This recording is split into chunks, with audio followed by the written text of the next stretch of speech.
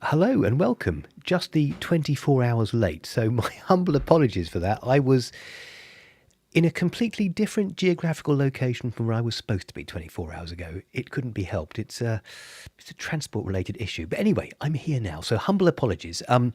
Without any further ado, we'll crack on because actually this is quite a lot to achieve in one session. So as ever, if you've got a question, just let me know. And if you want to introduce yourself in the comments, please do so. So this is a kind of weird topic in a way. It's not a weird topic, but it's strange where it appears in the in this particular course because, of course, paper one, as you can see here, it's all about how things work, system architecture, CPUs, memory, all that sort of thing. And then suddenly we get to the end of it and we've got this sort of standalone topic, which is as though they sort of thought, well, we should really think about what the impact of information technology has been on planet Earth, getting to do a mini essay. So this is what it is. So everything else is sort of almost more sciencey, computer science hence, about how you answer questions. And then we've got this sort of essay question sat there as a standalone topic, and it's quite an important one because it covers quite a few marks. So while I can't go through everything that this topic entails in a 45 minute session, I probably won't do quizzing today, just try and get through as much of this as I can. And the aim today is to talk about these 5 different areas and then to think about how you might go about answering the question, which is probably the most useful way that we can spend the time, which is having some kind of a plan for actually answering this question. So what do you need to know about the fact that technology introduces these sort of ethical, cultural, legal and environmental concerns, and that laws have been created to deal with the problems, the issues, the ethical questions that are raised by how IT is used. So you're going to need to know about examples of digital technology and how they impact society, and also talk about the impact that this has had globally in terms of the ethical, legal, cultural, environmental. So I guess the kind of logical thing here is to go into the exam with a bag full of areas that you've partly explored that you can then sort of cater and adapt. You can cater to the question and adapt what you've got to try to answer the question. So it's quite a big ask of you, but again, it's big mark questions. So I think it's really important to think about how you structure your answer here as much as anything else. All right, so first of all, we know that there are loads of benefits of technology. It provides societal benefits, it provides environmental benefits, it provides cultural benefits, but there are also issues. So you're going to need to first of all show the good and the bad. What are the positive things that IT, information technology, has brought, and what are the negative things that they've brought? And then can you apply it to the context? And we'll talk about the legal framework as well. So let's think about how you might let's go back one, about how you might answer this question. My recommendation is that your starting point, obviously you read the question, you think about what it's asking you, but this is always going to be about how it impacts people. I mean, yes, you've got the environment to talk about, but it's just going to be largely about how people have been impacted by whatever scenario they throw at you, okay? And I try really hard with my students who they see one of these questions and they read it once and then they just start writing. And my fear is the minute that you start writing, you lose all chance of actually being able to add anything else to your question. So you do a brain dump and you empty everything that's inside your head onto the page. And then, of course, what happens is you run out of steam, you start to repeat yourself, and actually you end up probably not giving yourself the best chance of getting a really good mark in this question. So I think a really good starting point is to think about the different people who are involved, the stakeholders. And you're going to need to spend some time really extending this, because there's the obvious ones about the people who are directly implicated and mentioned in the question, but then there are others that you might want to consider as well. So, for example, I talk about Gatwick Airport, and immediately you'd think about the people that work there. If there was a question about an airport, about cabin crew and the pilots and the baggage handlers and so on. But of course, when you think about an airport closing down, like for COVID, when various airlines weren't running from Gatwick, then suddenly you've got the local shops, the local restaurants, the local dry cleaners, the hotels, the taxi drivers. So there'll always be lots of people who'll be impacted in some way by the situation that you're having to explore. So taking the time to think about stakeholders, probably worth making a note of that. That would be my first sort of port of call, really, is just to think about the stakeholders and thinking about an extended list of stakeholders in the question that you're dealing with. Okay, so let's go and look at the general sort of questions, first of all, in terms of environmental. So environmental relates to the natural world. That's a pretty straightforward thing to understand. I think everyone sort of gets that. But then you're thinking about areas such as energy consumption, e-waste, sustainability, recycling, thinking about the use of energy in terms of, is it renewable energy or is the energy being drawn from fossil fuels? Knowing something about the carbon footprint and how that works, you won't get lots of marks talking about the carbon footprint. Being able to extend your answer and saying that, for example, I don't know, if it's about electric cars, good, but if the electricity used to charge the lithium-ion batteries is from non-renewable sources, then that's not so good. So again, these are sorts of areas you can talk about. Recycling, items get thrown into landfill, they sometimes get shipped abroad into parts of Africa where it's much cheaper to ship stuff than to have to dump it in the UK, for example, and looking at sustainability. So the environmental issues are actually, I think, relatively straightforward. Probably the easiest part of this is the environmental issues. I think ethical is slightly harder. We've got ethical and we've got legal, haven't we? And ethical is in terms of what is morally right or wrong, what people believe is right or wrong. So it might be unethical to go and go to a shop and try a pair of shoes and then say, actually, I don't want them, and then go and order it online and save £10. It's not against the law. Is it unethical? Yes and no. You'll have saved £10, but if that shop isn't there in 2 or 3 years' time because people aren't buying from it, well, you've been a part of that. So it's kind of, it's a little bit more tenuous, isn't it? Thinking about what the ethical rationale is for anything. So then we've got privacy. And it's privacy and not privacy, by the way, because we're not American. It's privacy. And this is, and you can often talk about data when it comes to privacy, because in the question somewhere will be this idea about the possibility of personal data being stolen or being lost. And then you can talk about identity theft. You can talk about the impact to the company of reputational damage. So privacy is a very, and again, thinking about the people, how the people will be impacted. What if their data gets lost? Is their data secure? What will the impact be on the different stakeholders? So it's that right for people to keep their personal details secret. And not a day goes past without there being some new sort of privacy leak. So then we go on to look at ethical issues. And this again, sorry, we've just done this one. Ethical, it's in terms of what is right and what is wrong. But again, without that legal framework, and we'll come on to the law in a bit. Okay. So then we've got cultural. I think the easiest way to understand cultural is to think about it as the way that people behave. So people might behave in a certain way. So for example, young people and their attitudes towards their phones, older people and their attitudes towards technology. There are all sorts of ways that you can, of course, different countries, different cultures, different religions, different ethnicities.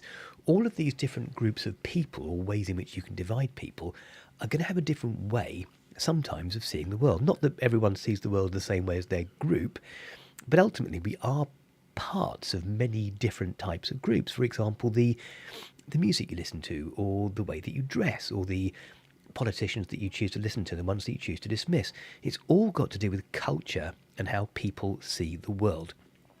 So just to sort of go into a bit more detail, you've got that people have got traditions, they've got beliefs, and they behave in a certain way. Now, this is something, I talked about stakeholders, the digital divide. There will be a way of weaving the digital divide into your answer. So again, if it's not really obvious where to start, think about how think about the stakeholders and how they're involved. Make a list, spend a few minutes really stretching out. Are there more people who are impacted? Is the government impacted because they won't collect taxes? Are manufacturers impacted?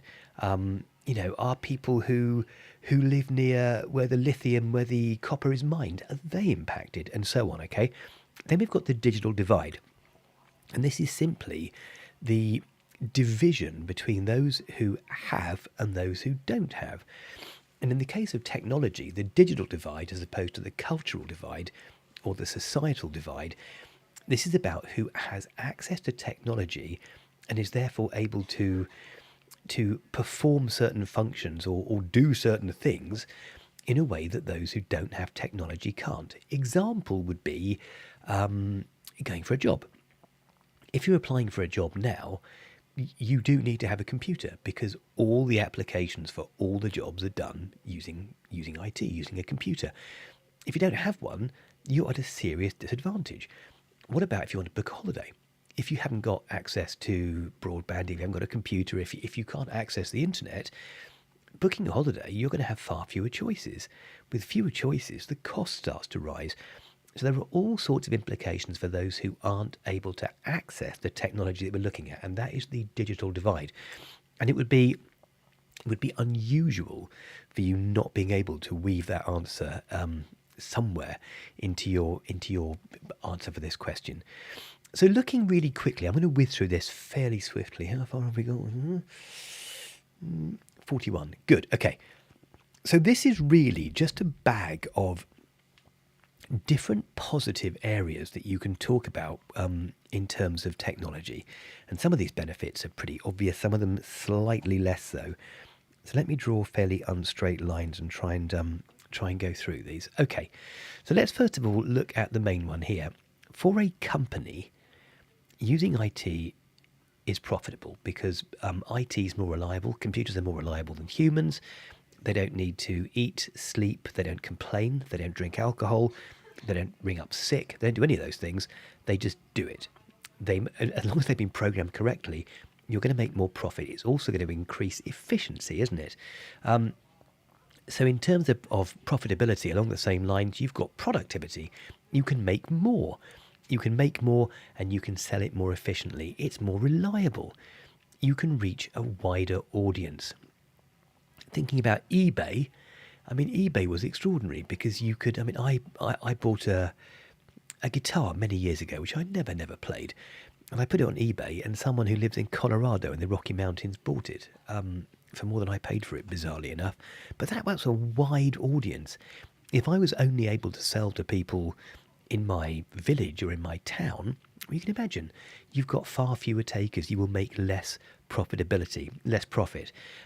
It's more democratic because everyone can have their say. Not that you want to listen to what everyone has to say, but it is more democratic. It keeps things up to date. Obviously, you don't use as much paper. Let me get rid of some of this stuff on the screen. We'll try again. It saves money, less waste. That was paper again down here. You get more choice. People can work from home. There we go, remote working down there. And obviously, if you have a disability, for example, if you're in a wheelchair, then that completely changes your life. It means that you can work from home or at a place of your choosing. It's safer. So rather than when they trained pilots before they had information technology, they didn't have simulators, so they'd have to be pretty reasonably sure that you could fly a jumbo jet before letting you loose to do it. But now it's standard that pilots get trained in flight simulators, which is of course far safer for everyone concerned. You can carry out those same sort of safety drills for a nuclear power station, for a hydroelectric dam. You can get people to use the instrumentation without there being any catastrophic outcome at the end of it. So it's very good in that sense for safety and for training. I mentioned down here, didn't I? Competitive prices. I can now buy my holiday anywhere. I can buy my goods from anywhere on earth. Maybe not the States at the moment with the tariffs, but let's not go into that. Educational opportunities. Think about how people are able to access new courses using IT. It's scalable.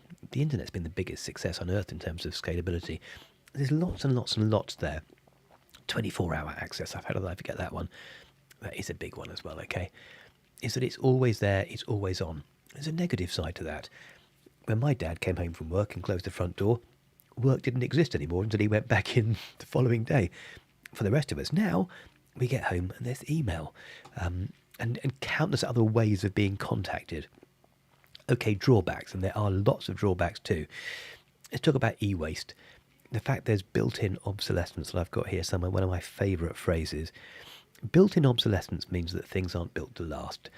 People buy them, they last a few years, and they just get chucked away. They go to landfill. And it's a kind of built-in, it's built into the products that you buy, that they simply aren't designed to last, okay? Health issues are something you can definitely talk about. Repetitive strain injury, damaging your wrists from using keyboards, eye strain, back strain. If you can weave those in somewhere, that's exceptionally useful. I've got the social divide again here that I've talked about earlier. You've obviously got the concerns around phishing, around viruses, around, here we go, fraud. Confidential data going missing, which can be highly impactful. You've got all of the bullying. Have I got bullying on it? Yes, I knew I had it somewhere. Cyberbullying online, the need for people to keep up with their peers, putting pressure on parents, having to spend lots of money to replace phones when they fundamentally do the same thing, because it's a mature technology, isn't it? Devices going to landfill, viruses. Obviously, a massive one here is job losses. Thinking about people. So, for example, I'd written a scenario about self-driving cars, about taxis, self-driving cars. And of course, that's if you're a taxi driver, that's problematic. If you've been a taxi driver all your life and you're my age, you're in your 50s, well, what are you going to do? You've not trained for anything else. You've got to go and start all over again, which is quite a scary thought. The high street's vanishing. In Brighton, where I live, each time that I go in, you see more shops that are closed because the ground rents are really high. And online, you don't need to have bricks and mortar. You've got to have your stock somewhere, but you haven't got to have premises for people to go and actually shop. Illegal content, data theft, etc. And this finite resources, by the way, that is all about, for example, copper, lithium, gold, silver, nickel, aluminium, platinum, all of these precious metals which are non-renewable. They're finite. They will run out, a bit like oil, a bit like water, I fear. So here's a list of all the sort of things that you can make. Precious metals, I knew that was there somewhere. And then toxic waste. So, for example, when you extract lithium from the ground or copper from the ground, it creates a huge amount of toxic waste. It also uses a huge amount of water. It often poisons the land, and often the in the places where these rare earth elements are mined, like Argentina and Brazil, there really isn't so much in the way of health and safety, and there's very little legislation to protect the workers there. That's another sort of area you can start to mine. What's difficult with this question is that you don't know what's going to turn up. Environmental, you can predict what you can say there, but some of the other areas, especially cultural, it's a little bit harder to predict what's going to happen. Now, please nag Mr. Godfrey to send you a copy of this, because this is a big sort of A3 poster that I'd made to try and help people revise, and he's got a copy of this. So after the holidays, ask him to send you this. My intent is not to go through all of these, because you're perfectly able to read yourself, and obviously you can pause this screen. But I thought it could be useful. I've done a little code here. I don't know whether you can see. So, for example, EN... and by the way, green good, red bad. That would have helped you to say that. EN, environmental. ETH is ethical. CU is cultural. Environmental, ethical. High cost of new, ethical, legal, cultural, environmental. Yeah, that's pretty much it. Legal. Yeah. So I've tried to put a code there to show you what these different pros and cons are. And it might be useful to think about what, because this is really an amalgam of the list that came before, okay, in terms of pros and cons. But there it is in green and red. And you might find it helpful just to have a sort of maybe 5 to 10 of these just in your mind to think maybe I could use those, all right? And maybe I could use energy. Maybe I could talk about 24-hour access being a good thing. Maybe I could talk about access to inappropriate or illegal content being a bad thing. So a bit of a scan through that and thinking about those are your sort of stepping stones. Those are your topics that you could use to try and answer this question. All right, so that's the impacts on society bit. Now I'm going to whiz through this because I want to get through. I normally do this as 2 different live streams, but what I'm going to do is actually jump straight in with the next one and try and get that done today. And then if I've got time to talk about a plan for the actual essay, we'll get through that. Right, so all I've got left to do is this idea of legal. I've gone slightly too far. Let's go back one. Let's go back to here. All right, so I'm going to look at legal. And of course, legal, we talked about ethical. Ethical is what people consider to be right or wrong. Well, legal's one stage further. This is where laws have been written and have been enacted by Parliament. Is that the right word? They've been passed by Parliament so that they become part of legislation, okay? So this relates to what is right or wrong in the eyes of the law as opposed to ethical, which is what people consider to be right or wrong, okay? So what you need to know here is what each of these different pieces of legislation covers, and you need to know that there are also software licenses, different types of software licenses, which have got different levels of control on the end user and how the software is used, all right? And we'll talk about open source and proprietary software, and you might need to recommend a different type of software. This really is this is like you've had your Sunday dinner and then this is Monday, and I feel that this topic is a little bit like the leftovers from everything else of the course that they've thrown into one place. So it's a bit of a challenge. Anyway, so we'll go on and have a look at all of these different areas now. So here's the thing, and again, this is where it's slightly more difficult for you because I am of the age that I was around when computers started to take a stranglehold on everything that we do, and that computers were used for everything that we do. Whereas I can remember as a kid, computers weren't used for anything. You didn't see them in homes. You didn't see them in shops. Banks didn't have computers. It was all done on paper. And of course, the introduction of computers has meant that people are able to find new ways to break the law. And of course, they've had to introduce new laws to deal with this kind of cybercrime. So what sort of things are we talking about? Well, the first thing is you've got the idea that people might share other people's personal data. They might steal their data to try to commit identity fraud, for example. And then you've got things like copying and distributing films or TV shows or whatever, fakes basically, and making money from it. And then you've got extortion and blackmail. Now, some of these existed prior to computers, but unfortunately, using IT, criminals have had great success with these types of crimes, so they had to introduce new laws to actually deal with them. So the first one we'll look at is the Data Protection Act. And this is something which is very likely to come up. They often mention data, and this comes under privacy, and you could also talk about it under the ethical banner as well, okay? I said to you, ethical and cultural, it's a bit of a Venn diagram there, that there are some areas that apply to both. But if you're doing it culturally, if you're trying to make a cultural point, because they say describe the cultural impact of X, as long as you're saying try and link culture to people, and then you can demonstrate you've actually answered something within the right category. So the Data Protection Act covers data that's stored about people, and it also includes GDPR, and it's really about how organizations must endeavor to keep your data safe. So it's all about privacy of data, and that's the Data Protection Act. So it's really about how companies need to keep your data safe. And there are some pillars which go with this act.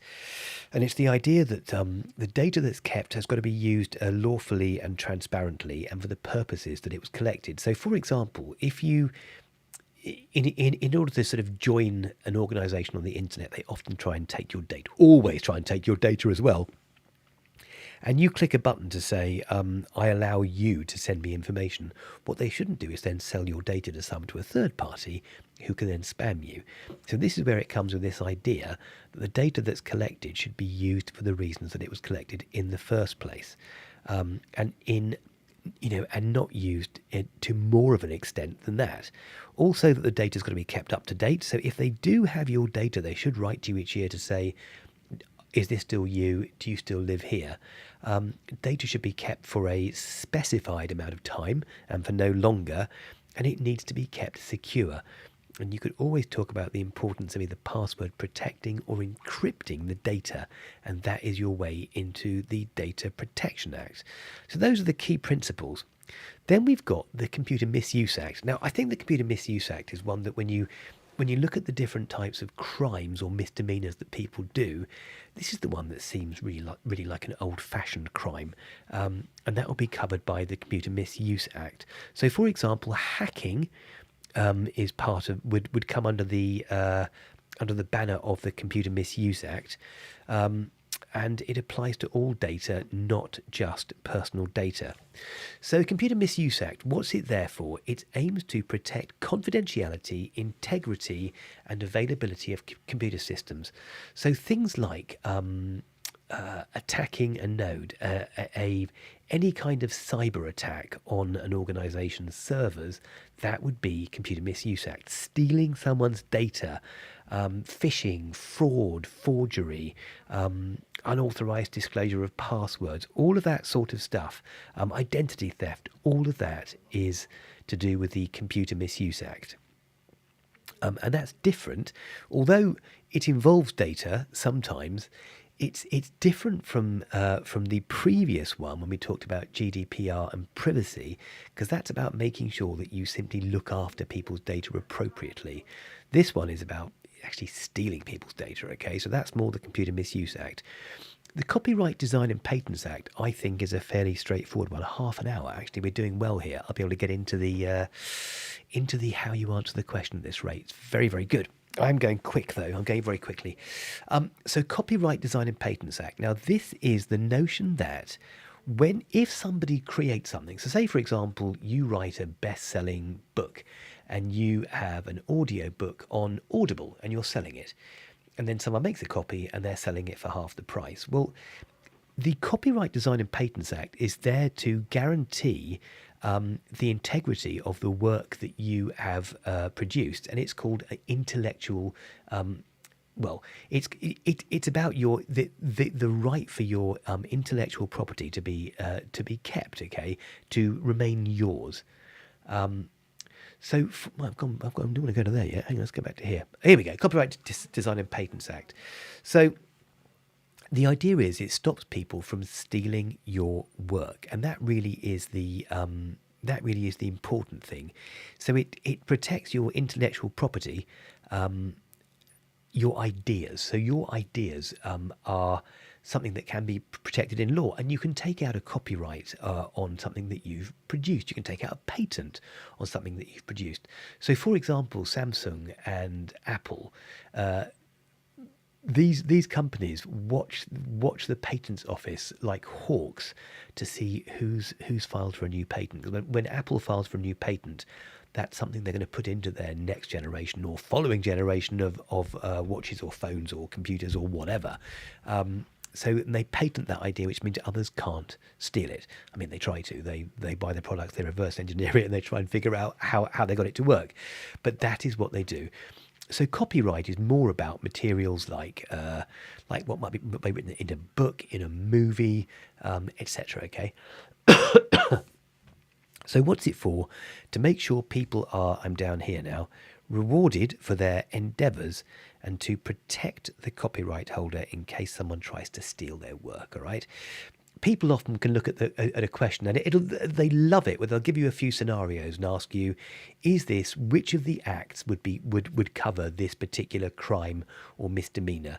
A company losing someone's data, and that would be privacy. someone breaking into a computer system and stealing data. Well, we know what that's going to be. It's going to be Computer Misuse Act. All right. So those are different areas that you're working on there. Okay, I'm going quickly. Right, software licenses. So you've got two types of software licenses, open source and proprietary. And you need to learn this list of what you can and can't do with the different licenses. Can we start down here with proprietary? Because they're the ones that we come across more often.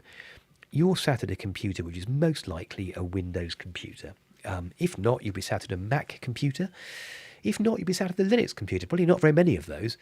But the point here is that Windows, as an example, is a proprietary software. So you buy a copy of it, or it'll come installed on your computer, but you can't copy it, you can't modify it, you can't share it, you don't own it. Windows retains ownership of that product. There is usually, not always, there's usually a cost for it. Okay, and one of the reasons they charge for it, or can justify charging for it, is because you will get support if it doesn't work. So you can call a helpline, or you can go onto a forum or whatever, and you can get support with your product. Usually the company, in the case of Windows, another good example, will release regular updates.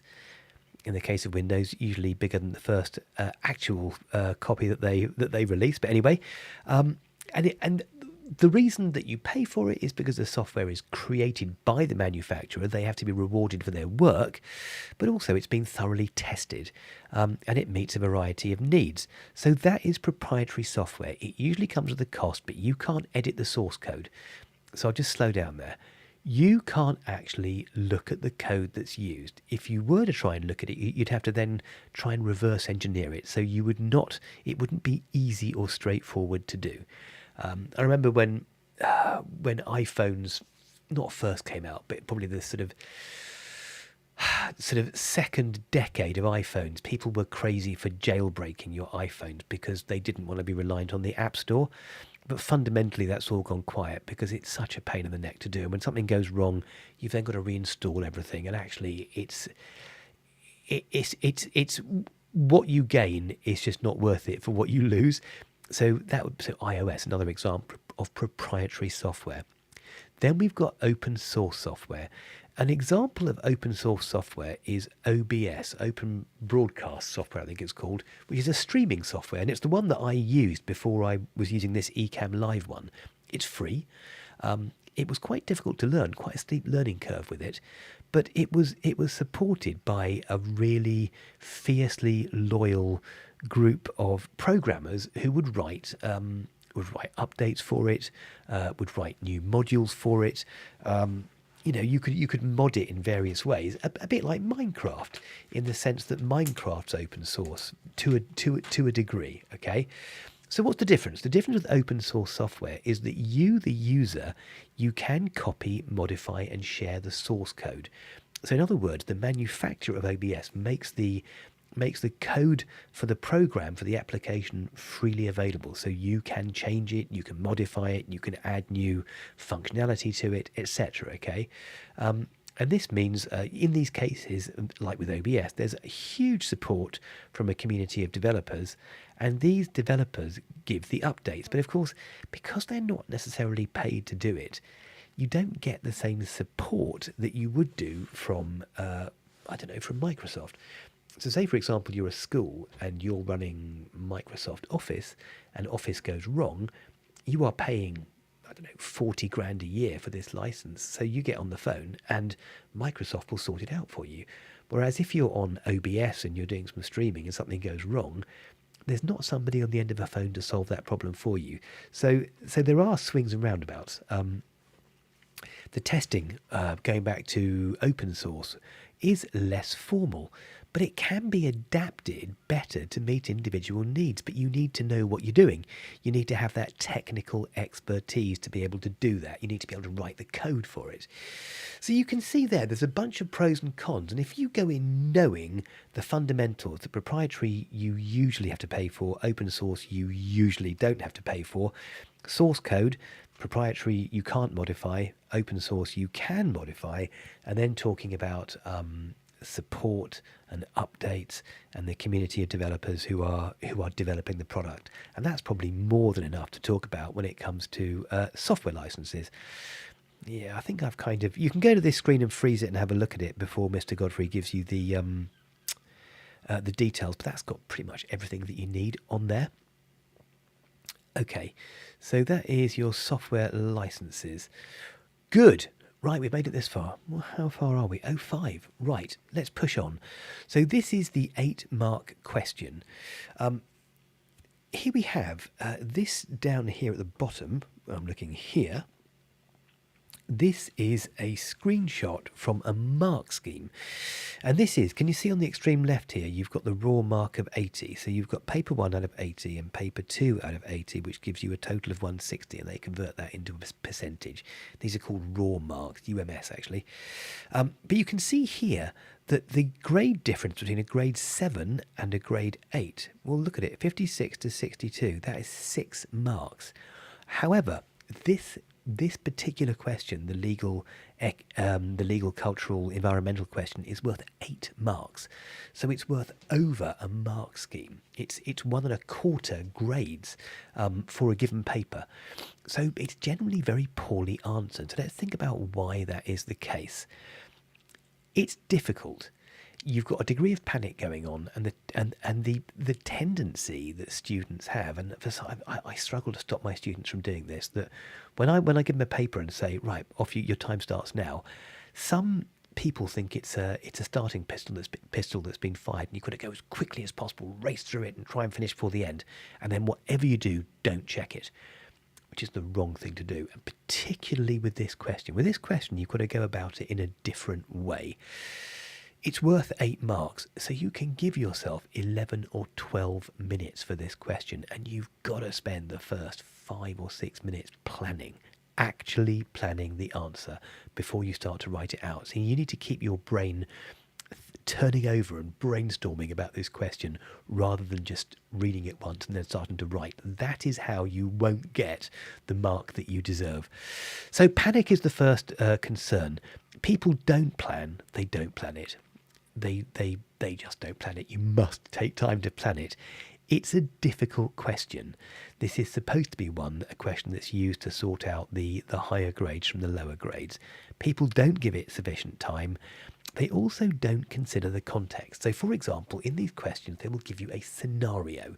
And OCR being OCR, it will be a long and rambling scenario, okay?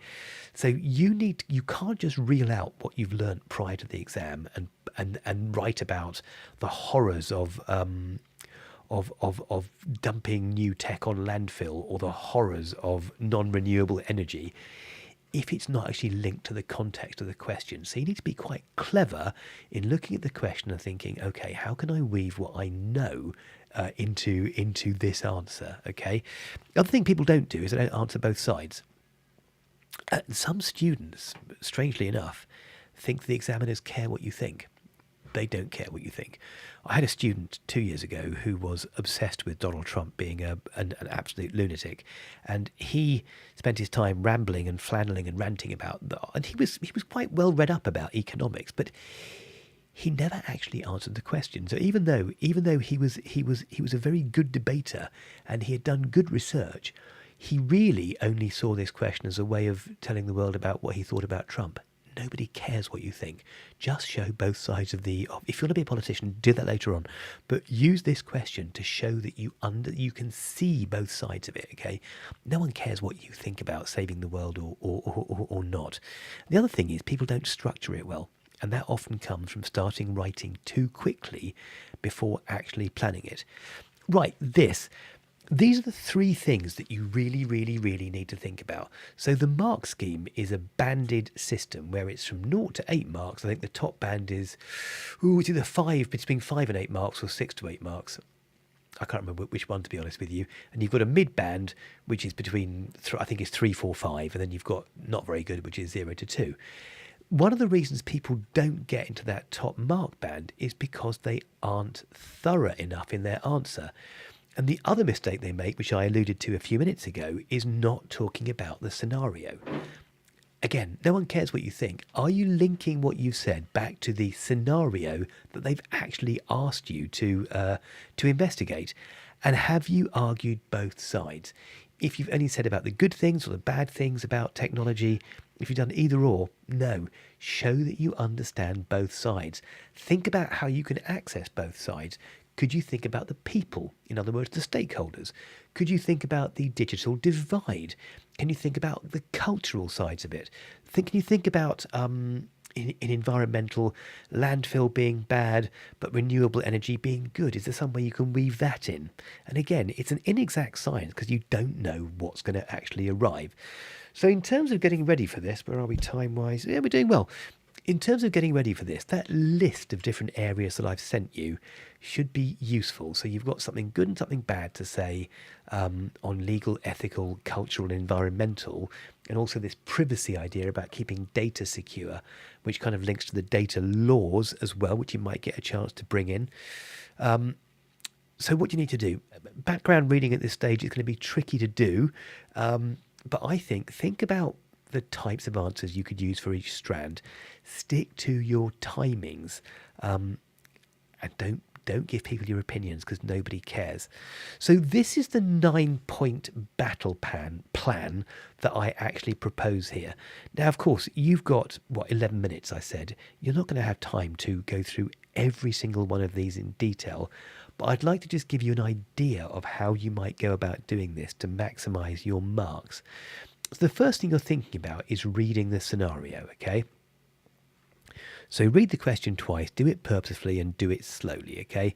This was a question that I'd written. It's about Cognautics Limited, which, because OCR always talk about themselves. So Cognautics have created a taxi, an e-taxi, that can do the work of 5 taxis at half the price of petrol cars. Discuss the environmental, legal, cultural and ethical implications. Now, they won't ask you to do 4 of the strands. They typically ask you to do 3 of the 4, so they'll leave 1 out. If you're lucky, they'll leave environmental in, because I think that's the one where you can prepare really quite efficiently for it. And I think legal, actually, there are so few laws actually involved here. You know, is it computer misuse? Is it copyright, design and patents? Or is it privacy? Is it GDPR? Okay. Then we've got the cultural and ethical. So there's the question as an example. So the first thing I would do is highlight the key points, and I would just either underline or highlight on your actual exam paper the important parts of the question.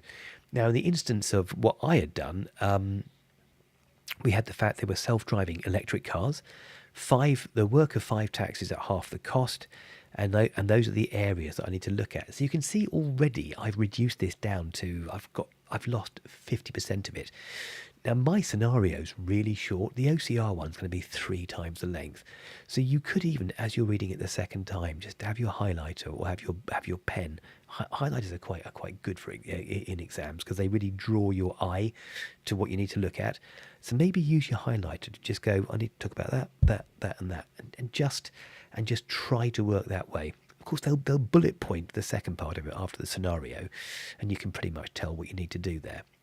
So then use those highlighted sections. You won't have time to do this in the exam, but using those highlighted sections that you've highlighted, think about what that makes. What is the cut down question? And in my case, the cut down question is discuss the legal, cultural, environmental and ethical impact of self-driving e-taxi that does 5 times the work of a manned petrol taxi at half the cost. If this question turns up, by the way, I expect £100,000 from everyone who ever watches this podcast. I'm still made no money from that at all. Okay, so you've cut the question down. Now think about 3 or 4 different paragraphs that you could use. One for cultural, one for legal, one for environmental, and then subdividing it again into pros and cons. And you're thinking about the mark scheme. Is it thorough? Have I related it back to the scenario? Have I shown the pros and cons? Those are the 3 things you need to have going through your mind here. Have I said things about each area? Have I talked about good and bad for each area? Have I definitely related it to the whatever the scenario is in the question? So in this case, I mean, and it's quite straightforward that actually I would go for 6 paragraphs here with stakeholders as well. Now, how you do this is entirely up to you, but this brainstorming session is really, really important. So let's say you're about 2.5, 3 minutes in now. You've read the question, you've highlighted the key areas, you've got in your mind exactly what this thing is about. You've then thought about 3 or 4 paragraphs you're going to need to construct. For each of those 3 or 4 paragraphs, do you have the wherewithal and the patience and, dare I say it, the courage to actually spend 45 seconds, a minute and a half to brainstorm each of these categories and think, put your pen down and go, okay, what would the cultural implications of this be? How would it impact people? Right, okay, do that. That's a positive. Okay, that's a negative. Again, thinking about people with stakeholders, it's a good way to get into the question. Jot the ideas down and don't cross them out. And the reason I say that is that if you run out of time, the examiners will try and mark positively. So if they can see that you've had an idea that you didn't have time to write in your actual answer, they'll give you credit for that, okay? So I came up in my brainstorming with loss of jobs, safety, the safety thing that came up earlier. What about, in the case of an accident, who's responsible for the e-car driving itself? Who's responsible for someone being killed? What about the data that's going backwards and forwards about when people are being picked up, so their homes are empty, personal identifiable data going into what if that got stolen?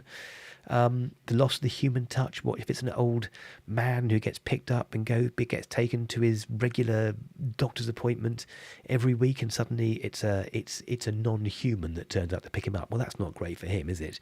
And again, that would impact old people more. And again, that's to do with culture.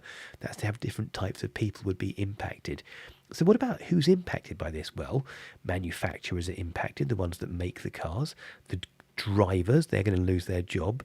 The government will make more, collect more in taxes from the new from the new driverless cars being made.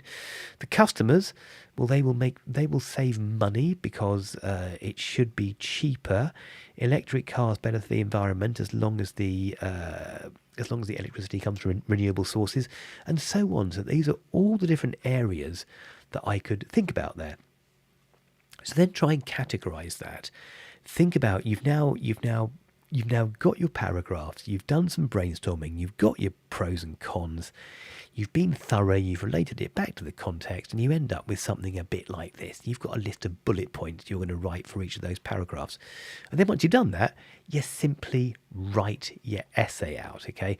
I know this sounds really, really, really long-winded, but if you go through this in slow motion, these are the sorts of steps you should be thinking about. But you need to have the courage to actually plan this, because I promise you, once you start writing, and I know where I teach, because the English department get all the students to learn the word furthermore.